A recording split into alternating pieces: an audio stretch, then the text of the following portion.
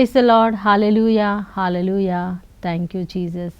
యేసు ప్రభు అతి శ్రేష్టమైన నామంలో మీ అందరికీ శుభాభివందనాలు తెలియజేస్తున్నాను.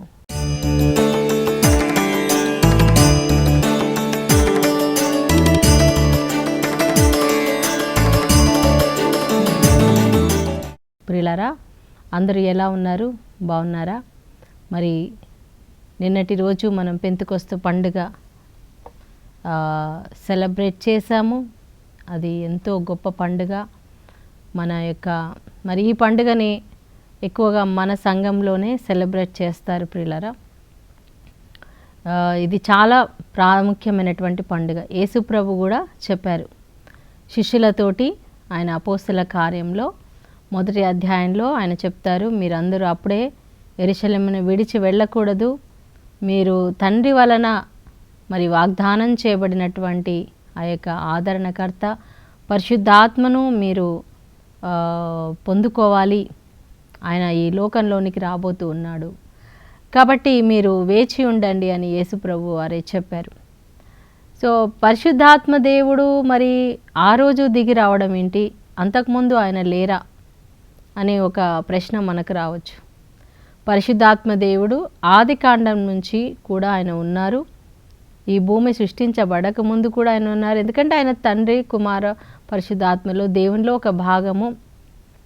త్రియేక దేవుణ్ణి మనం ఆరాధిస్తున్నాం.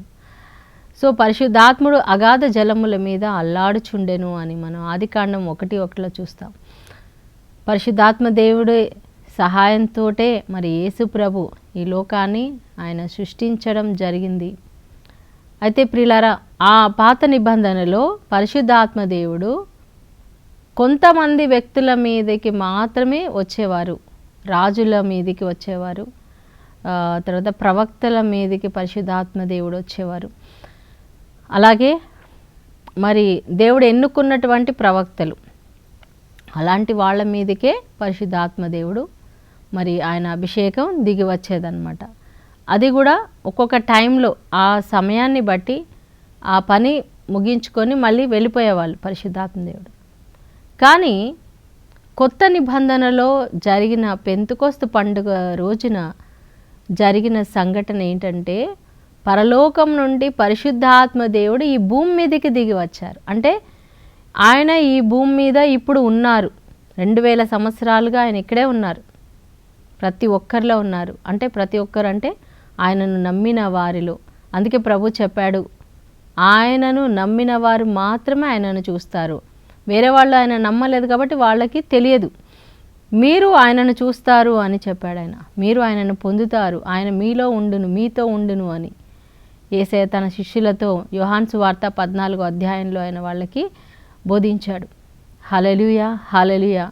సో సంసోను మీదకి పరిశుద్ధాత్మ దేవుడు వచ్చారు, గిద్యోను మీదకి పరిశుద్ధాత్మ దేవుడు వచ్చారు. యెహోవా ఆత్మ అతన్ని కమ్ముకున్నప్పుడు మరి శత్రువులనైన ఒక్క గాడిద ఎముకతోటి 1000 మందిని చంపేశాడు.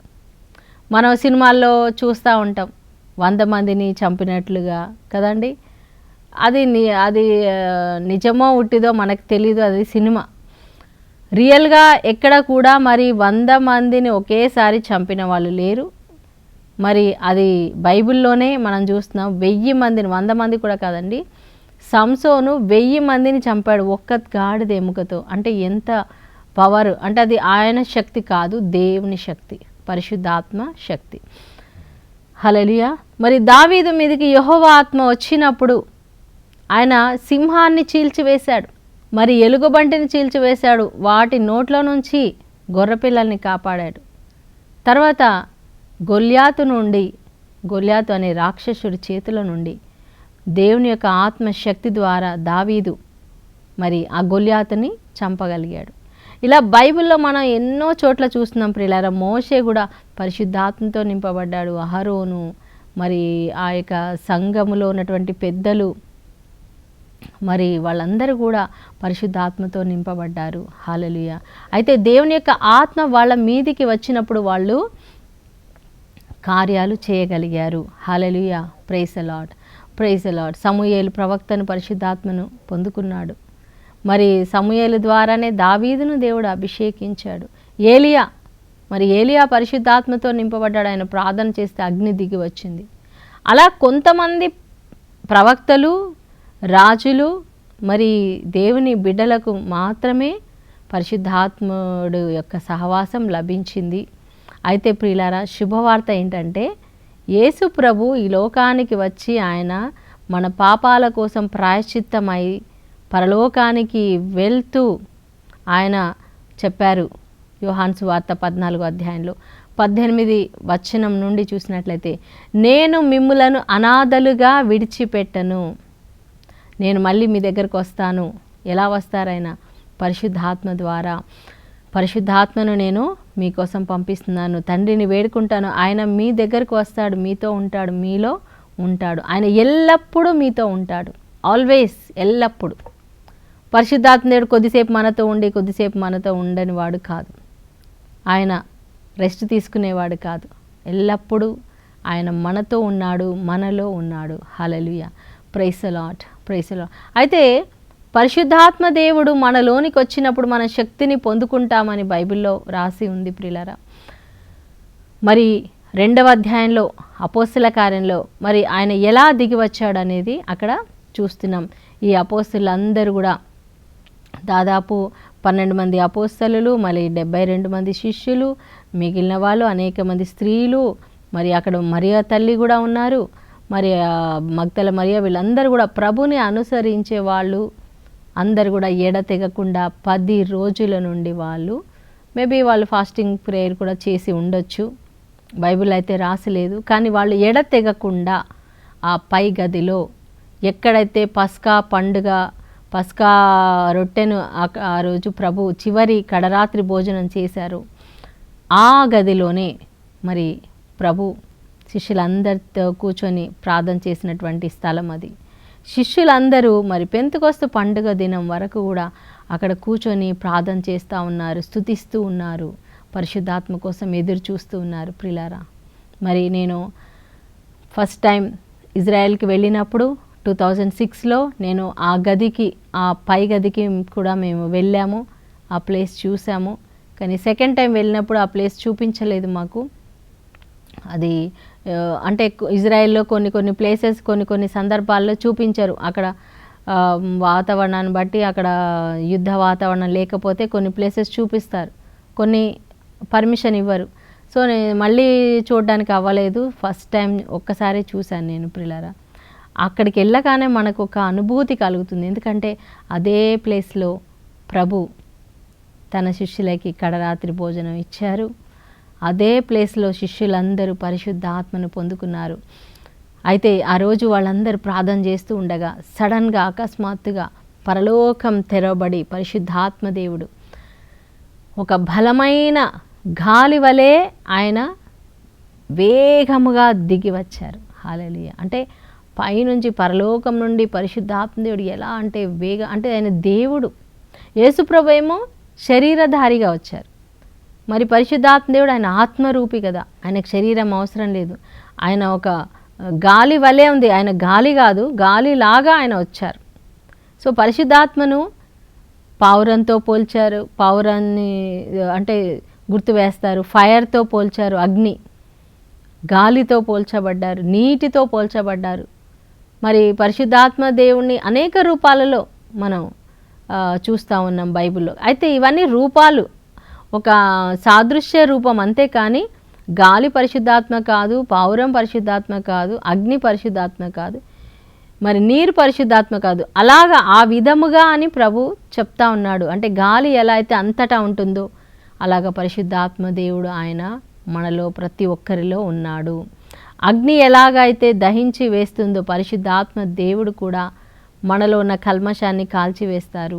నీరు ఎలా అయితే కడిగిస్తుందో, శుద్ధి చేస్తుందో పరిశుద్ధాత్మ దేవుడు కూడా మన ఆత్మ దాహాన్ని తీరుస్తారు, అలాగే మనల్ని కడుగుతారు, శుద్ధి చేస్తారు.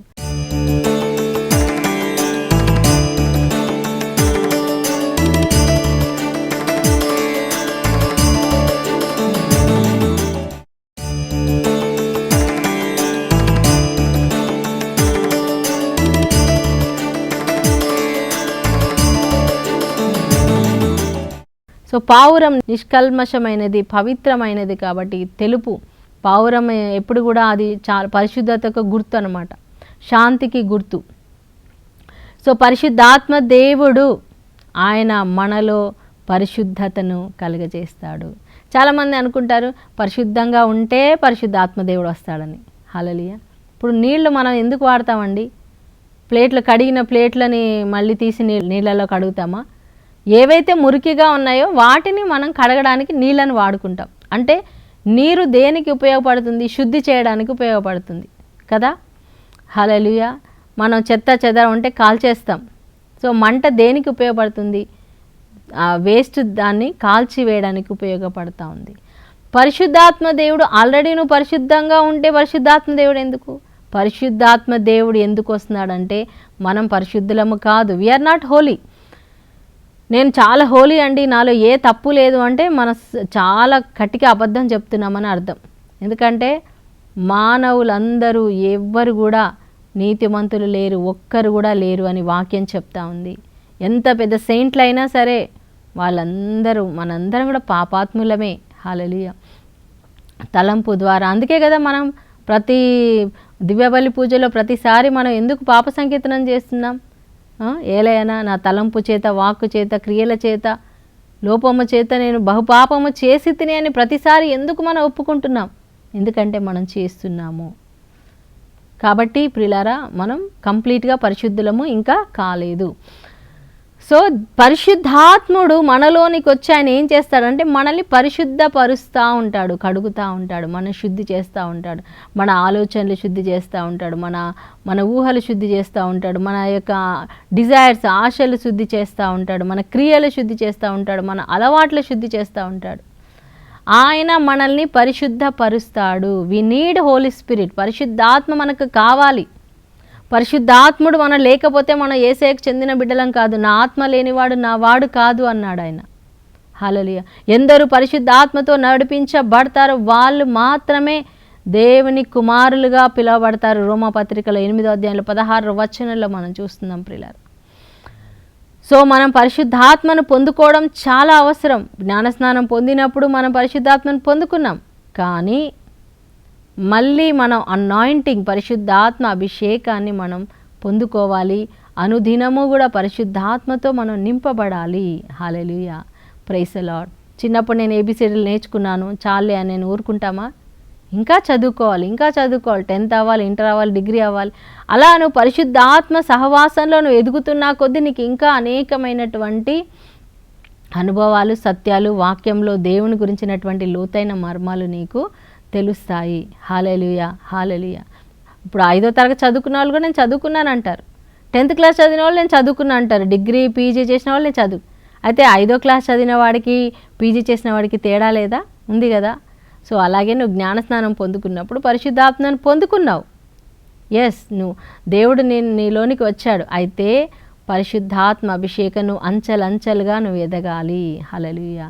ఆ పరిశుద్ధాత్మ యొక్క అనుభవాన్ని నువ్వు పొందాలి. పరిశుద్ధాత్మ యొక్క రిన్యూవల్ అంటే నూతనత్వం మనం పొందాలి, నూతన పరచబడాలి, మన ఆత్మ నూతన పరచబడాలి, మన హృదయం నూతన పరచబడాలి. అయితే మరి యేసు ప్రభు ఈ లోకంలో ఆయన పునరుద్ధానం కాకముందు శిష్యుల మీద ఆయన ఊదారు. ఆయన ఇలా ఉఫ్ఫని ఊది పరిశుద్ధాత్మను పొందుడి అన్నాడు. వాళ్ళు అప్పుడు పొందుకున్నారు, కానీ అది పర్ఫెక్ట్ కాదు. ఎప్పుడైతే పెంతెకొస్తు పండుగ దినమున పరిశుద్ధాత్ముడు ఇంకా వాళ్ళతో ఉండడానికి వచ్చాడో అప్పుడు పర్ఫెక్ట్గా వాళ్ళందరూ కూడా పరిశుద్ధాత్మతో నింపబడ్డారు. అయితే ఎలా వచ్చాడు? ఆయన బలమైన గాలి వలె వచ్చాడు. వాళ్ళు కూర్చున్న గది అంతా కూడా నింపబడింది. అగ్ని జ్వాలలలాగా వాళ్ళ మీద, అంటే ఫస్ట్ గాలి, తర్వాత అగ్ని, ఫైర్, అగ్ని నాలుకలాగా వాళ్ళందరి మీద తలల మీద వ్రాలాయంట. హల్లెలూయా. తలల మీద, ఒక్కొక్కరి తలల మీద రాయాలి. మనం పిక్చర్ చూస్తూ ఉంటాం కదా, కొన్ని చోట్ల వాళ్ళందరూ ప్రార్థన చేస్తూ ఉంటే వాళ్ళ తలల మీద అగ్ని నాలుకలాగా ఇలాగ ఫైర్ వచ్చినట్టు కనిపిస్తూ ఉంటాయి. సో వాళ్ళకి కనపడ్డది. అప్పుడు కళ్ళ ముందు అగ్ని ఎలా కనిపిస్తాయి, ఇప్పుడు నిప్పు రవ్వలు ఎలాగ మనకు మంటలు కనిపిస్తాయండి, అట్లాంటి అగ్ని ఎంత మరి చూడండి. దేవుని యొక్క శక్తి, పరిశుద్ధాత్ముడు ఒక్కొక్కరి మీద 120 మంది మీద దిగొచ్చారు. అయితే వాళ్ళు శక్తిని పొందుకొని, వాక్ శక్తి, వాళ్ళ నోరు తెరవబడింది, వాళ్ళు దేవుని స్తుతిస్తూ ఉన్నారు, అన్య భాషలు మాట్లాడుతూ ఉన్నారు, అనేక భాషలు మాట్లాడుతూ ఉన్నారు. చూడండి, భాష వరము ప్రియులారా 2 రకాలుగా ఉంటుంది. ఒకటి ఈ భూమి మీద ఉన్నటువంటి భాషలు, రెండవది పరలోక దేవదూతల భాషలు. సో వాళ్ళు ఆ రోజు వాళ్ళు మాట్లాడిన భాషలు ఈ భూమి మీద ఉన్నటువంటి భాషలు మాట్లాడారు. అందుకే ఆ చుట్టుపక్కల ఉన్న వాళ్ళందరూ వచ్చి మరి పెంతెకొస్తు పండుగ రోజున యూదులందరూ కూడా మొత్తం అన్ని దేశాలలో ఎక్కడెక్కడ సెటిల్ అయ్యారో వాళ్ళందరూ పండగకు వస్తారనమాట. ఈ పండగకి ఖచ్చితంగా వాళ్ళు రావాల్సిందే. కాబట్టి అన్ని చుట్టుపక్కల ఉన్న అన్ని భాషల వాళ్ళు, అరే వీళ్ళు మన భాషలో మాట్లాడుతున్నారే, మన భాషలో దేవుని స్తుతిస్తున్నారు, దేవుని యొక్క గొప్ప కార్యాలు వర్ణిస్తున్నారని వాళ్ళ భాషలో ఒక్కొక్కరు, ఇంగ్లీష్లో ఒకరు ఇంకా హిబ్రూలో ఒకరు, ఇంకా ఆ భాష, ఈ అన్ని అరబిక్ భాష అన్నిట్లో మాట్లాడుతూ ఉన్నారనమాట. సో ప్రియులారా, వాళ్ళు మాట్లాడే భాషలన్నీ కూడా వాళ్ళందరికీ అర్థమైంది. అలాంటి ఒక శక్తి, అంటే భాష నేర్పిస్తాడు పరిశుద్ధాత్మ దేవుడు. ఈరోజు నీకు ఇంగ్లీష్ రాదా? God will teach you. దేవుడు నీకు, పరిశుద్ధాత్మ దేవుడు నేర్పిస్తాడు. హల్లెలూయా, ప్రైజ్ ది లార్డ్. ప్రియులారా, మరి నాకు ఇంగ్లీష్ అంటే చాలా ఇష్టం అనమాట. కానీ మేము చిన్నప్పుడు తెలుగు మీడియం చదువుకున్నాను. అయితే చిన్నప్పటి నుంచి కూడా నాకు ఎక్కడ ఇంగ్లీష్ ఉంటే అది నేను వింటూ ఉండేదాన్ని. ముత్తంగి వచ్చినప్పుడు ఇంగ్లీష్ రిట్రీట్ అవుతూ ఉంటే నేను చాలా బాధపడేదాన్ని. దేవా, నేను ఇంగ్లీష్ నేర్చుకోలేదే, నాకు ఇంగ్లీష్ కావాలి, నాకు నేర్పించండి. సో అక్కడ నేను ఉంటూ అక్కడ సిస్టర్స్తో, ఫాదర్స్తో మాట్లాడుతూ కొంచెం నాకు కూడా వస్తూ ఉంది, ఇంగ్లీష్లో మాట్లాడడం వస్తూ ఉంది. సో నేను ఇంగ్లీష్లో వాక్యాలు వినడం స్టార్ట్ చేశాను, బైబిల్ చదవడం స్టార్ట్ చేశాను, ఇంగ్లీష్ పాటలు పాడడం. సో నేను తెలుగులో వర్షిప్ చేస్తాను అక్కడ. సో ఇంగ్లీష్లో కూడా ప్రభా నన్ను వాడుకోదేవా, ఇంగ్లీష్లో కూడా నేను పాటలు పాడాలి, నీ వాక్యం నేను చెప్పాలి అని నేను అడుగుతున్నప్పుడు, నన్ను బలపరచు అని అందు నేను సమస్తము చేయగలను. సో అవును, నాలో ఉన్న యేసయ్యకు ఇంగ్లీష్ వచ్చు, హిందీ వచ్చు, తెలుగు వచ్చు, ఆయనకు తమిళ్ వచ్చు. ఏ భాష ఏ టైంలో అపోస్తలులు వాళ్ళు ఆ రోజు ఎలా మాట్లాడారు? వాళ్ళకు వచ్చా? అవన్నీ రాదు కదా. వాళ్ళు పరిశుద్ధాత్మ శక్తి ద్వారా మాట్లాడారు. పరిశుద్ధాత్మ దేవా మీరు నాకు నేర్పించాలని నేను మొండిగా నేను ఇంకా టేప్ రికార్డ్ కొనుక్కొని అందులో సీడీలు పెట్టుకొని వాక్యం డైలీ వాక్యాలు ఇంగ్లీష్లోనే వింటున్నాను. బైబిల్ ఇంగ్లీష్లోనే చదవడం మొదలుపెట్టాను. ప్రభా మీరు నాకు నేర్పించాలి అని చెప్పేసి దేవుడు నేర్పించాడు నాకు. ఇంగ్లీష్ పాటలు పాడడం మొదలుపెట్టాను, వర్షిప్ చేయడం, టెస్ట్ మనీ. నేను ఒకసారి ఆన్లైన్లో లైవ్లో నా టెస్ట్ మనీ చెప్తూ ఉన్నప్పుడు ఎన్నో దేశాలు, ఒక 7 కంట్రీస్, 7 దేశాల నుండి నా సాక్ష్యం విన్నారండి. ఇంగ్లీష్లోనే మాట్లాడాను మొత్తం. సో దేవుడు నాకు నేర్పించాడు. హల్లెలూయా. ఇది ఎందుకు ఈరోజు చెప్తున్నాను మీకు? పెంతెకొస్తు పండుగ దినమున వాళ్ళందరూ పరిశుద్ధాత్మతో నింపబడినప్పుడు అన్య భాషలు మాట్లాడారు. హల్లెలూయా. ఈరోజు నువ్వు నాకు ఇంగ్లీష్ రాదని బాధపడకు, హిందీ రాదని బాధపడకు, ఇదిగో నాకు ఈ సబ్జెక్ట్ రాదని బాధపడకు. దేవుడు నీలో ఉన్నవాడు, ఆయన గొప్పవాడు, నీకంటే గొప్పవాడు, నీకు నేర్పిస్తాడు. ప్రియులారా, ఒకరోజు నేను మైక్ టెస్టింగ్ చేస్తూ ఒక ఇంగ్లీష్ పాట నేను అక్కడ ఆ రోజు పాడుతూ ఉన్నాను.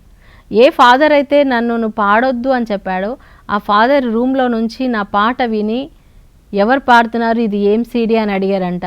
సీడీ కాదు, సౌజన్య అక్క పాట పాడుతుందని చెప్పారంట. ఆయన కిందికి దిగి వచ్చి నా దగ్గర నుంచొని ఆయన కంగ్రాచులేషన్స్ మా, వెరీ నైస్, నువ్వు చాలా బాగా పాడేవని. ఏ ఫాదర్ అయితే ఆయన నోటితో నన్ను వద్దు అని చెప్పాడు, ఆయనే నన్ను అప్రిషియేట్ చేశాడు. హల్లెలూయా, ప్రైజ్ ది లార్డ్. చూసారండి. సో కొన్ని పరిస్థితులు మన జీవితంలో మన దేవుడి మీద ఆధారపడడానికి, మనలో ఉన్న టాలెంట్స్ని బయటికి తీసుకురావడానికి దేవుడు అలా కొంతమంది మనుషుల్ని వాడుకుంటారు. కాబట్టి అది నెగిటివ్ అయినా పాజిటివ్ అయినా మనం పాజిటివ్గా తీసుకోవాలి, దానికి ముందుగా మనం వెళ్ళాలి. శిష్యులందరూ చూడండి, ఆ రోజు పరిశుద్ధాత్మతో నింపబడ్డారు. ఆ రోజు నుంచి వాళ్ళు ఇంకా మాట్లాడడం స్టార్ట్ చేశారు. పేతురు నిలబడ్డాడు, ప్రసంగం చెప్తున్నాడు, వాక్యం అసలు ఎంత ధారగా. మరి 3,000 మంది ఒకేసారి యేసు ప్రభు దేవుడని బ్యాప్టిజం పొందుకున్నారు. ఇంకా తర్వాత శిష్యులందరూ కూడా వాళ్ళు వెళ్ళి ప్రార్థన చేస్తుంటే అద్భుతాలు జరుగుతున్నాయి. చచ్చిపోయిన వాళ్ళు లేస్తున్నారు, కుంటి వాళ్ళు నడుస్తున్నారు, గుడ్డి వాళ్ళు చూస్తూ ఉన్నారు. పరిశుద్ధాత్మతో నింపబడిన వాళ్ళు నిజంగా ప్రియులారా మౌనంగా ఉండలేరు.